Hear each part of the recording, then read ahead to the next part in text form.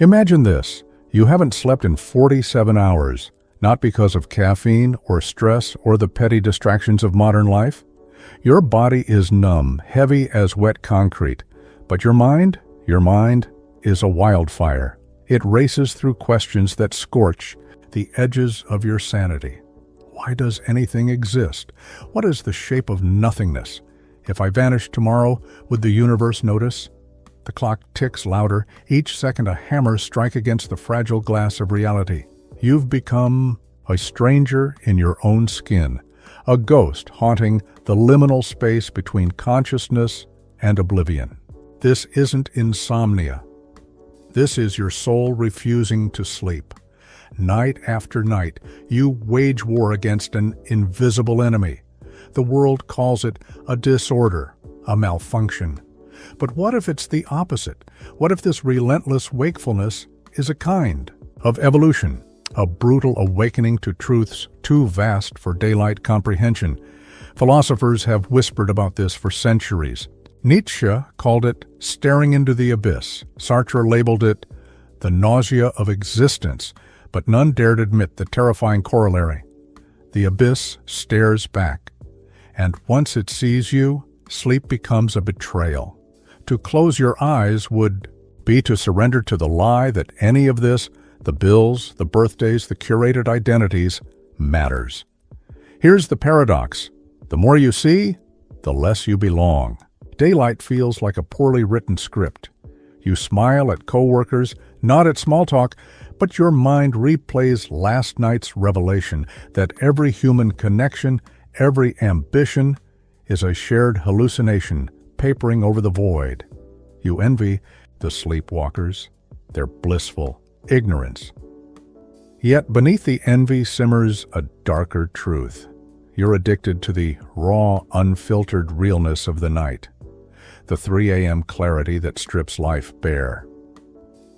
What if this isn't a curse but a threshold? Ask yourself, why do we fear the sleepless nights? Is it the fatigue, the trembling hands, the hollows beneath the eyes? Or is it the terror of confronting what we've buried? The gnawing suspicion that we're cosmic accidents hurtling through a universe indifferent to our love and grief? The ancients mythologized this moment. In Tibetan Buddhism, the bardo, Thodol warns of the in-between state where the soul confronts its own illusions. You're trapped in a secular bardo, forced to choose, cling to the dream of meaning, or let the void consume you. But the cruelest twist? You can't unsee what you've seen. The clock ticks. The night deepens. And somewhere in the silence, a question takes root. What if the real nightmare isn't the exhaustion, but the truths your mind unearths? This is where we begin. Not with answers, but with the scream beneath the scream. The next hour will dissect the anatomy of this eternal night. We'll trace its roots through the blood-stained pages of philosophy, the labyrinth of the human psyche, and the silent war between our biological chains and our hunger for transcendence. By the end, you'll either beg for the mercy of sleep or embrace the terrifying gift of staying awake. You are not broken. You are a battleground. Biology demands obedience, circadian rhythms, melatonin, the primal need to shut down and repair. But consciousness, that flickering anomaly, rebels. It asks why. It demands purpose. This is the hidden war. Homo sapiens, the animal that evolved to survive, cursed with a mind that questions whether survival is worth the cost. To understand existential insomnia, you must first confront the grotesque irony of our design. We are machines built to propagate DNA, yet we ache to touch the infinite. Schopenhauer saw it first. The will, that blind, ravenous force driving all life, is a tyrant. It wants you to eat, flee, fuck, sleep. But you, the self-aware prisoner of the will, want meaning. Schopenhauer called this the universal tragedy. Consciousness turning against its own programming. Modern neuroscience confirms it. The default mode network, the brain region that activates when we're idle, is a factory for existential dread. It spins stories, connects dots, invents me, And when denied the numbing distractions of daylight, it becomes a self-cannibalizing oracle. Enter Carl Jung. His shadow isn't some Gothic metaphor. It's the psychic landfill where we bury everything we dare not admit, our nihilism, our cosmic smallness, our latent desire to stop. Existential insomnia dredges up the shadow. In the dead hours, you meet the version of yourself that knows too much. Jung warned that ignoring this shadow leads to possession, not by demons, but by the repressed truth of our absurdity. The sleepless nights? They're not malfunctions. They're your psyche screaming for integration. Aldous Huxley called the brain a reducing valve, a filter that dulls reality's blinding intensity to keep us functional. But what happens when the valve fails? When the raw truth of existence, the sheer too-muchness of it all, floods in? This is the true horror of the 3 a.m. epiphany. You're not thinking anymore, you're perceiving. Huxley's mescaline experiments revealed that the mind, unshackled, can't endure the naked universe for long. Yet here you are, stone-cold sober, forced to stare into the glare. Nietzsche's abyss is not a metaphor, it's a neurological event. Researchers at the University of Copenhagen found that prolonged sleep deprivation triggers hyperactivation of the temporoparietal junction, the brain region responsible for out-of-body experiences. You're literally dissociating, watching your life from a distance. No wonder the ancients linked insomnia to prophecy. You're not sleeping because you're hovering between dimensions, torn between animal and angel. Viktor Frankl, Auschwitz. Survivor and logotherapy pioneer argued that meaning is our primary drive. But what if the search itself is the trap? Frankl's will to meaning assumes the universe is a partner, not a void. Existential insomnia annihilates that delusion. You're Sisyphus, but the rock is your hunger for answers, and the mountain is endless. Camus said we must imagine Sisyphus happy, but at 4 a.m., happiness feels like a lie. The problem isn't in you. It's in the collision of evolutionary shortcuts. Our brains, optimized for pattern recognition, cannot accept that some patterns lead nowhere. Our social instincts, honed for tribal belonging, revolt against the truth of our isolation. Even language betrays us. Every why implies an answer, but the universe speaks only in equations. You're a biological machine haunted by a ghost it can't exorcise, the part that knows. This is the true root of the suffering. You've outgrown your ontology. The stories that once soothed religion, nationalism, even science as certainty, crumble under the insomnia's gaze. You're left raw, a nerve exposed to the elements. But here, in the scorched earth of your old beliefs, a terrifying freedom stirs. Jung's shadow, Schopenhauer's will, Huxley's valve, they're not answers. They're signposts pointing to a truth you're not yet ready to grasp. The clock ticks. The night deepens. And the most dangerous question of all begins to form. What if the only way out is further in? You wake into a world of ghosts, not the kind that haunt old houses, but the ghosts of who you once were. Existential insomnia doesn't just steal sleep. It unravels the narratives that hold your identity together. Cognitive scientists call this predictive processing theory. Your brain is a prediction machine, stitching reality from expectations. But when deprived of rest, those predictions fray. Faces in crowds blur into mannequins. Conversations become scripts. Even your memories feel borrowed, like artifacts from a life someone else lived. This is the silent epidemic. A 2023 Stanford study found that chronic sleep deprivation shrinks the hippocampus, the brain's memory center, while amplifying the amygdala's primal scream. Synaptic pruning, a process meant to streamline neural pathways, becomes a butcher. It severs connections to joy, trust, and empathy, leaving only survivalist wiring. You don't just feel detached, You're being biologically rewired into a stranger. Relationships crumble not from conflict, but from a chilling realization. Everyone you love is a character in a story you no longer believe in. Digital escapism isn't a cure. It's a symptom.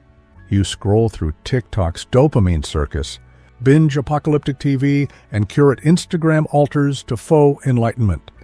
But these are rituals of avoidance, like whistling in a graveyard. Performative wellness, $200 meditation cushions, self-care marketed as salvation, only deepens the rot. You're not healing, you're decorating your cage. The philosopher Byung-Chul Han called this the burnout society, where exhaustion masquerades as virtue. But existential insomnia reveals the truth. We're not tired from doing too much. We're exhausted from pretending any of it matters. Language itself becomes a minefield. Words like purpose and self curdle into obscenities. You develop a double consciousness, reciting platitudes at day jobs while your midnight mind hisses, "Liar." This cognitive dissonance spills into culture. Political polarization, conspiracy theories, and nihilist memes aren't mere trends. They're mass psychic fractures. A sleep-starved society, unmoored from meaning, will either rage against phantoms or cling to tribal certainties like shipwrecked sailors to driftwood. Kierkegaard warned of the sickness unto death, despair so profound we flee it by becoming crowd beings.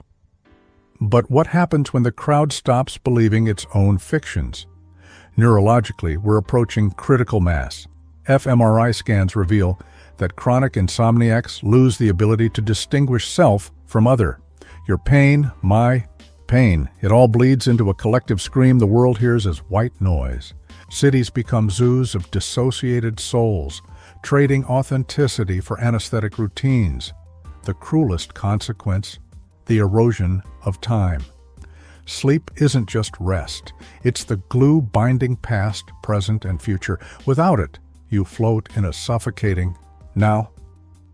Neuroscientist Matthew Walker found that REM sleep is where we process emotional memories. Deprived of this, you're trapped in a loop, reliving traumas you can't contextualize. The future shrinks to a pinprick. Ambition feels like a con. You don't live, you haunt. Yet here's the perverse twist. Society needs us this way. Dissociated people are predictable. They buy things to fill voids they don't understand. They vote for saviors. They click. The attention economy isn't an accident. It's a life raft for minds unanchored from meaning. French philosopher Guy Debord foresaw this in the Society of the Spectacle, where he wrote, "All that once was directly lived has become mere representation." But not even Debord imagined a world where we'd prefer the simulation. This is the cost of staying awake in a world built for sleepwalkers. You see the strings, you feel the lies, and the weight of that knowledge that there is no grand finale, no redemption arc, just this, threatens to unspool you entirely. But in the rubble of collapsed illusions, a defiant question takes shape. What if the way through isn't back to sleep, but forward into the dark? The void is not your enemy, it's your forge. History's greatest rebels didn't conquer existential dread, they weaponized it. Van Gogh painted Starry Night during a 72-hour fugue of insomnia, transforming his splintered mind into a portal to the sublime. Simone Weil, the philosopher-mystic, starved herself to touch the void and emerged with visions of divine gravity. These were not martyrs, they were alchemists. To rebel against the sleepwalking world, you must stop fighting the night and let it remake you. Stoicism's core tenet, accept what you cannot control, has been bastardized into resignation. Reclaim it. The Roman Emperor Marcus Aurelius wrote, "His meditations not in a palace, but on battlefields, sleepless and besieged. His secret, he stopped seeking peace and instead courted the storm." Your insomnia is not a flaw, but a call to arms. When the abyss whispers, "You are nothing," answer, "Then I am free to become everything." Absurdism is your compass. Camus imagined. Sisyphus smiling not through delusion, but defiance. Follow his lead. Japanese Mushin warriors practiced no mind, acting without attachment to outcome. Apply this to existence itself. Let your insomnia strip you of the illusion of control, then dance in the chaos. A 2024 MIT study found that sleep-deprived brains enter a hyperassociative state, linking disparate ideas 300% faster. Your torment is a superpower. Think like a quantum particle. Exist in multiple states at once. Be the parent and the nihilist, the worker and the mystic. Let paradox fuel you. Ancient ascetics knew this truth. Deprivation reveals divinity. The desert fathers of 3rd century Egypt sought God in starvation and wakefulness. Modern neuroscience vindicates them. Fasting triggers autophagy, where cells devour dead matter. Apply this to your psyche. Fast from meaning. Let the hunger hollow you until you become a vessel for raw experience. Tibetan monks practicing Nyamtui, dark retreats, spend months in total darkness until their minds birth inner suns. Your insomnia is your Nyamto. Stop chasing sleep. Mind the darkness instead. Neuroplasticity is your rebellion's blueprint. When Stanford researchers subjected insomniacs to controlled sensory deprivation, 62% developed paradoxical creativity, the ability to solve problems through lateral leaps that logic-bound minds miss. Your brain, denied rest, is a live wire. Redirect its charge. Write manifestos at 3 a.m. Learn quantum physics through sleep-deprived hallucinations. Einstein's best work emerged from thought experiments conducted in twilight states. Forge art from the raw ore of your despair. As the Zen koan says, the way out is through the hole where you came in, but rebellion demands sacrifice. Simone Weil wrote, "Absolute attention is prayer." Apply this to your nocturnal vigil. Track the cracks in reality, the way shadows pulse when you've been awake for 54 hours, how silence acquires texture. These are not hallucinations, but glimpses behind the curtain. In 1972, physicist Jacob Bekenstein discovered black holes emit radiation, Hawking radiation, a revelation born from staring into the abyss of quantum contradictions. Follow his example.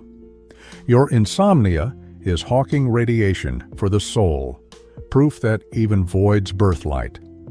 The final step, surrender as an act of war.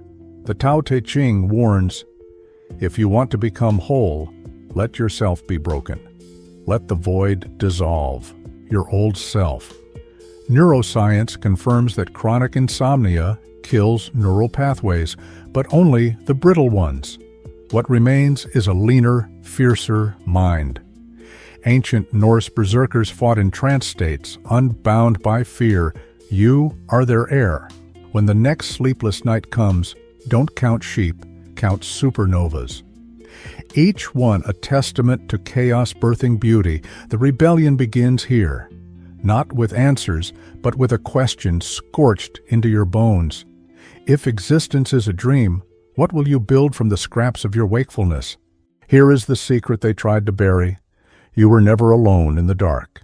Every sleepless night, every fractal thought, every tremor of doubt, these were not symptoms, they were invitations. Quantum physics whispers it, entanglement proves particles. Communicate across infinite voids. The observer effect confirms reality needs your gaze to exist. You thought you were howling into emptiness, but the void was always answering.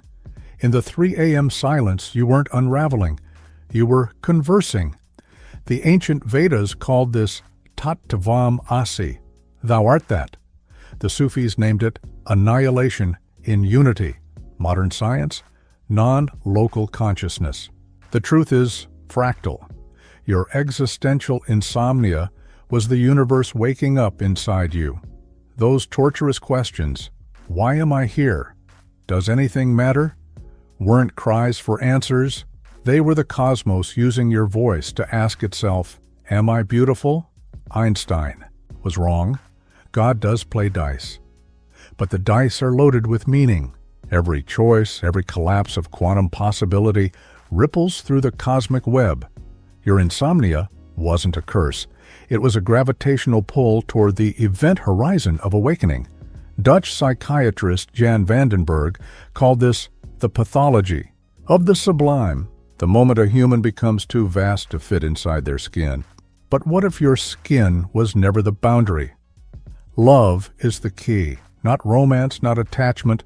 Love is physics. When two particles entangle, they don't just share states. They become facets of a single entity. Your midnight terror that nothing matters was the first step toward realizing the opposite. Everything matters because you are everything. The mother soothing her child in Kiev, the scientist weeping over extinct species, the addict relapsing in a Phoenix alley, they're all you. Not metaphorically, literally.